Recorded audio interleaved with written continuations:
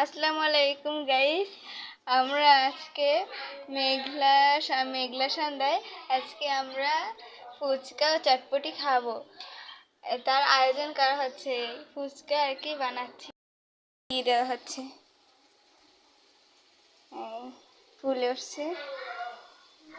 আজকে খাবারটা অনেক ভালো হবে, ঘরোয়া, কিনা হবে না, বাইরের, ঘরেরটা খাচ্ছে। সে বেলছে আর ফুচকা ভাজছে। এই যে উঠেছে।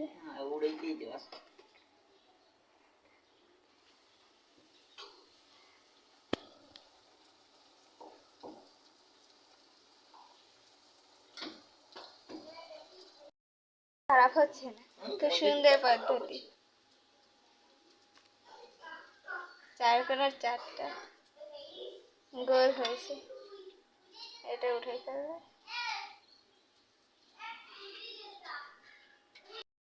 বড় ভাই সে নিয়ে নিয়ে খাচ্ছে বারবার।